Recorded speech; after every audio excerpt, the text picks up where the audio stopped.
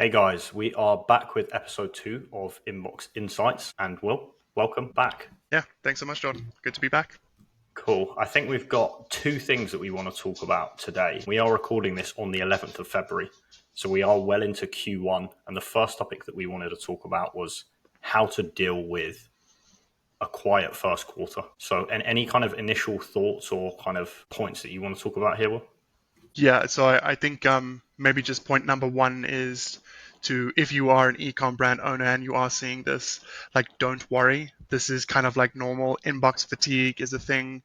Um, people have spent their money during December, and you're not the only one seeing this. So number one, don't panic. But yeah, I think you've got a pretty good list of ideas to sort of try out here. Yeah, I think there's certain sectors, right, that Q1 is big for. Like I'm thinking, fitness in January, nutrition, I'm sure, but most of our brands that we can see, across the Shopify and Klaviyo kind of dashboards, there's a lot of red and there's a lot of kind of numbers going down month on month. But it does pick up pretty quickly. Like, we're seeing the green numbers popping up like daisies. So yeah.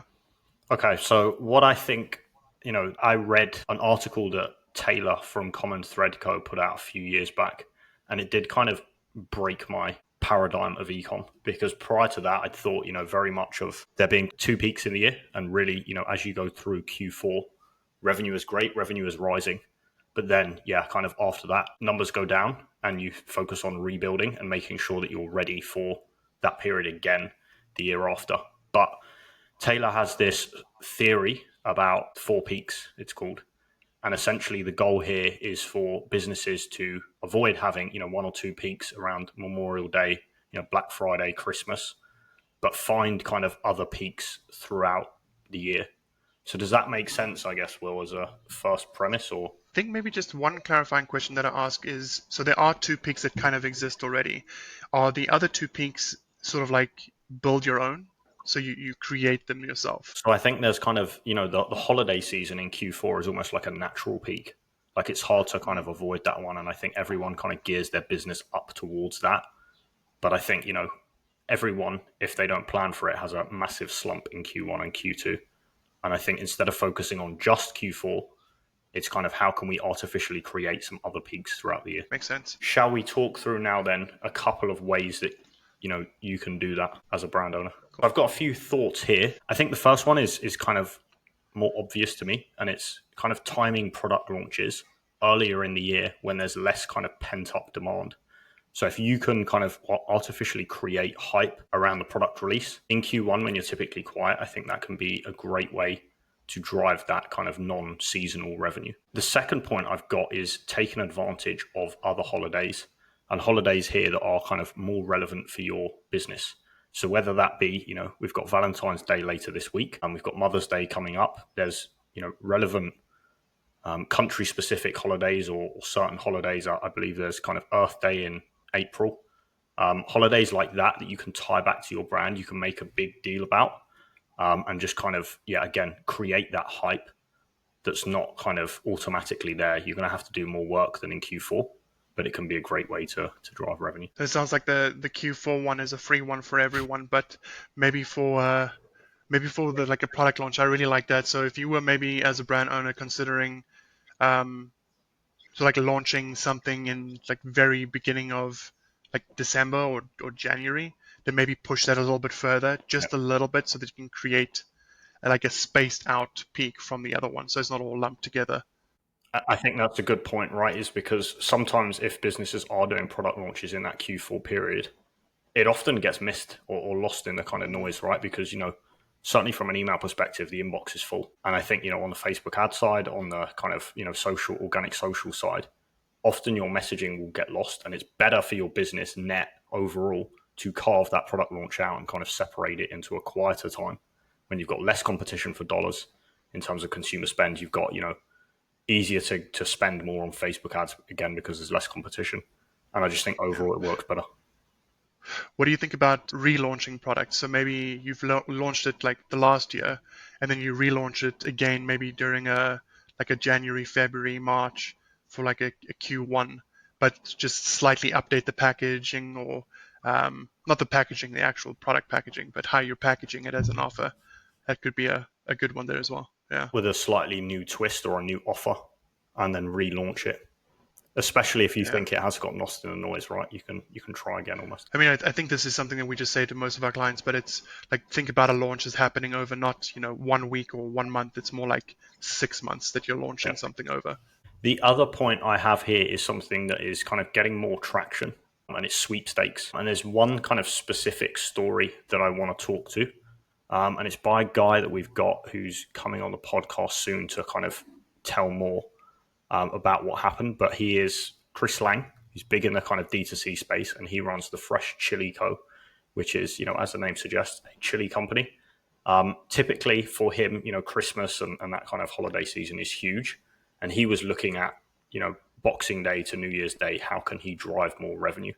And essentially what he did this year is, massive spike after that period, or in that, after Christmas period, because he ran a sweepstakes offer. I believe it was, I want to say 100 grand or cash or a truck was the kind of prize.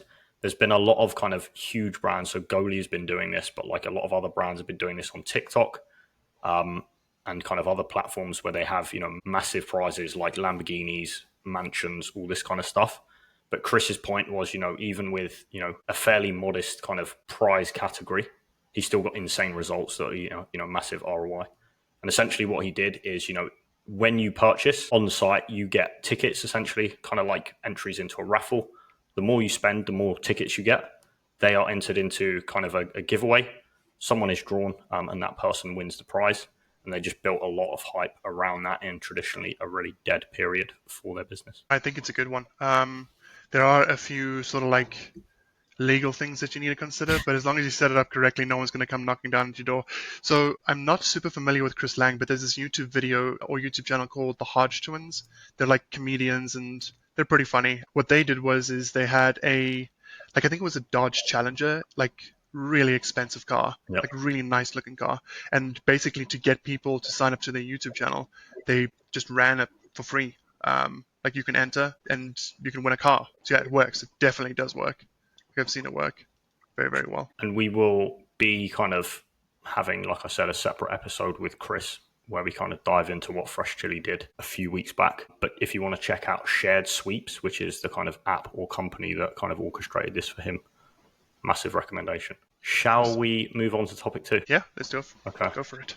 So I think this was kind of something that you wanted to bring up. And I know it's a question that we get a lot from clients or for, potential clients. Are we emailing too much of our list? Do you want to take that one? What are your thoughts?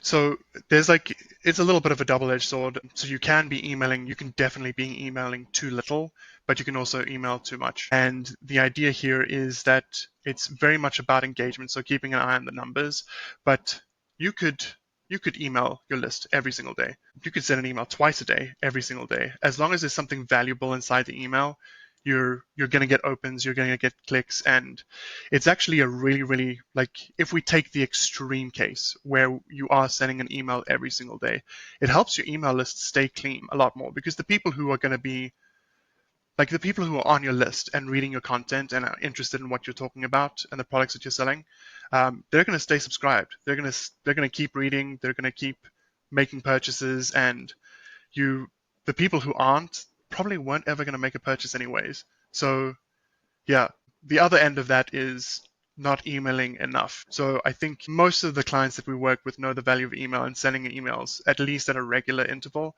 But emailing too little, like you can see it after a long enough period of not emailing a list, there's almost this like disengagement, and it's almost you've got to work back up to getting like your regular opens and clicks, and you almost have to segment down a little bit to sort of negate that effect. But yeah, very much a thing that you want to keep an eye on. That's on the campaign side, but on the flow side, I don't know if this is more of a warning, but it's just something that's been on my mind for like quite a long time, and it's really cool to be able to use Klaviyo and segment down and make, a whole bunch of if this then that, and if someone purchases this product and we'll upsell them this product. But what I've seen a lot as well is that you can just segment to death and then you kind of cut people out of a segment or an email that would have worked for them, but they didn't get it because they didn't meet the very specific sort of pathway that you've lined out.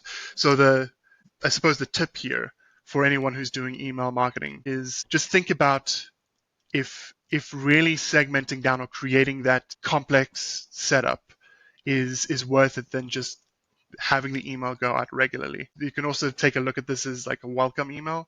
So it's great to have a welcome flow that's really long and delivers the most value. But oftentimes the point of a welcome flow, or all the time, the point of a welcome flow is just to close that person who's really hot right now. And if you can do that in 4 emails, do it. And if you find that 12 emails works, great. But sometimes it's better to just cut than and let what's working work.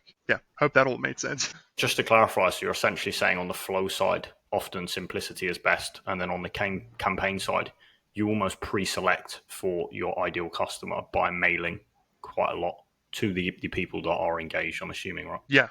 So both of those things are true.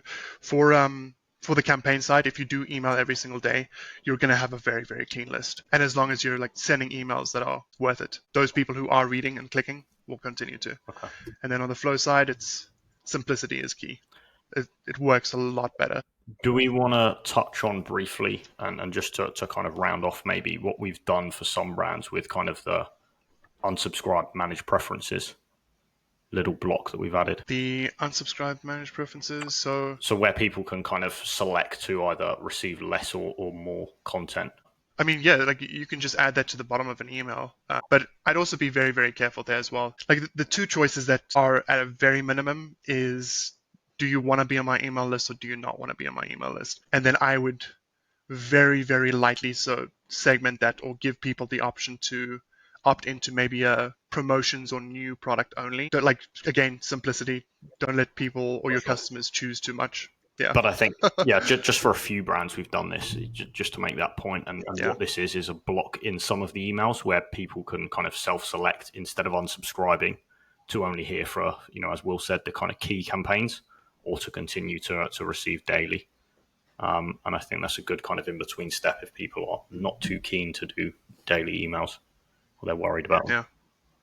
Yeah. I mean, we don't recommend daily emails either. Like you can get there, but it would be like kind of like, okay, we've sent 3 emails this week, let's send 4 next week and then 5 the week after that, and eventually you could work up to an email a day. But revenue and the stats of unsubscribes, etc., that we're monitoring to make sure that is the right approach. It's not just like send daily from tomorrow. Yeah, at least once a week though, for any regular ecom brand, and twice a week is even better. For sure. Okay, should we round off there? Yeah, I think that's pretty much it. All right, guys. Thank you for tuning in and see you next week for episode 3. Thanks, Will. It's a good chat. Awesome. Thanks so much, Jordan.